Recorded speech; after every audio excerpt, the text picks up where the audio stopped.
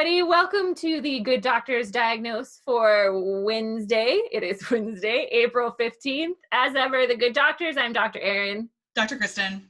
We hope wherever you are in the world, you are as safe and as healthy as possible. We're struggling to come up with some GDDs. We're going to be honest with you. We're obviously not filming the ones we do together because that normally happens when we're together, but that's not happening for a while.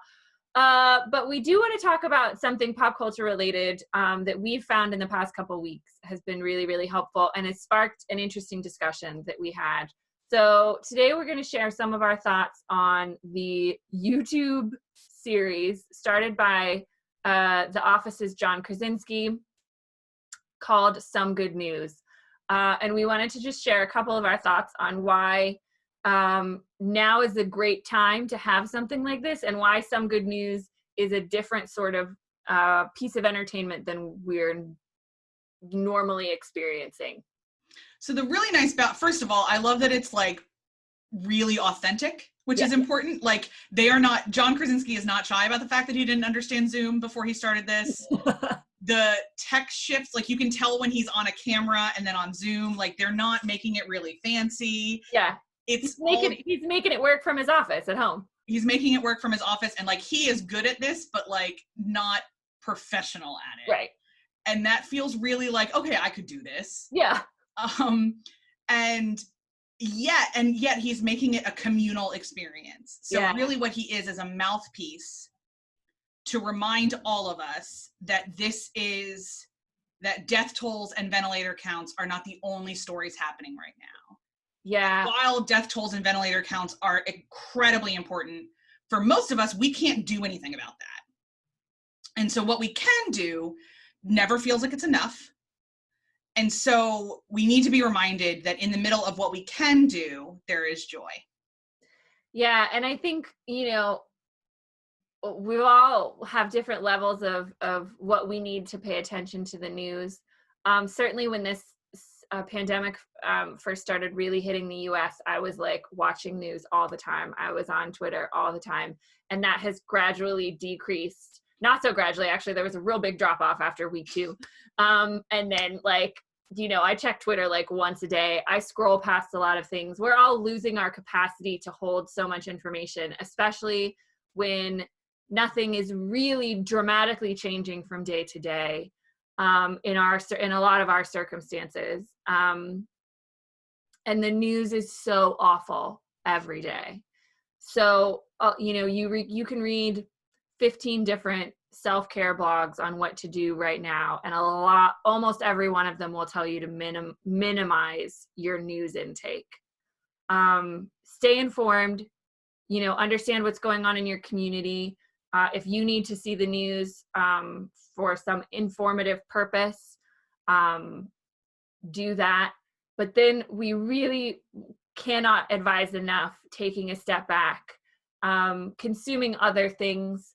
But what's so great about Some Good News is it's allowing us to share in the collective experience of this, even though there's lots of different ways people are experiencing this.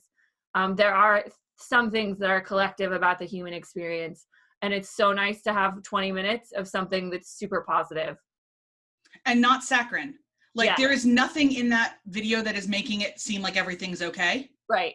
Which for me is really helpful because there's some other stuff out there that's like, let's just talk about the endeavor of the human spirit. I'm like, no, let's be honest that none of us have worn pants in 3 weeks.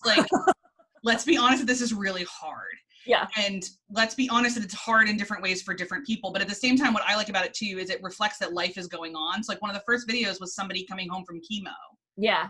Because that kind of stuff is still happening. Yeah. People are still having surgery. People are still going to work at jobs that have nothing to do with this, but have to keep going. And it's a real good reflection. And then the last one, if you want to win the affections of the good doctors, there are a couple key things. 1, puppies or kittens need to be involved at some point. Preferably. 2, we appreciate sarcasm. Always. And 3, if you include Hamilton, you'll have us forever. You will have our loyalty forever. So if you missed last week's episode, we'll share the link to the episodes in the show notes for this if you haven't found it already. But last week's episode included an original Broadway cast reunion. The entire original Broadway cast of Hamilton. To sing the opening number, Alexander Hamilton, to a young girl who was supposed to go see it, I believe in like Tampa or Fort Lauderdale or something. For her birthday, yeah. For her 9th birthday. And it was unreal. I cried through the whole thing. We literally watched it after we watched the nightly news because we were like so depressed by watching the nightly news. And then I was like, we're watching some good news. I'd already watched it, reader, during the day. We watched it again. Just to feel the joy that you can still do really nice things. And it's the simple things that go a really long way. And especially while we're all forced to be so far apart. Yeah. And just from a theater perspective, I'm always about the democratization of the theater experience. And so certainly that wasn't sitting in a stage and having Hamilton happen around you, but there is magic that can happen with theater, not in a theatrical space. And so I like that all the poor Broadway actors are out of work now until at least July, most likely. And I'm loving the way you can easily fall down a YouTube rabbit trail from some good news to some other Hamilton clips of ways that various Broadway casts are still sharing the creativity and the energy of theater on Zoom. And it's really, really beautiful. Those have been some of my favorite things. When the Ham at Home did a video. The Zoom where it happens. The Zoom where it happens was amazing. So yeah, there's a lot of ways that people are being creative and trying to find connections. And so that's what we love about Some Good News. It's authentic, it's creative, and it's connecting people in a way that is realistic and positive at the same time, which is a very, very difficult balance to find. And I think John's doing it pretty damn well. And we love him and his wife, Emily Blunt, as performers. So we're not sad to give them the clicks. So if you haven't checked it out, check out Some Good News. Yep. And hopefully you'll do it between now and when we see you again on Monday. Take care, everybody. Bye.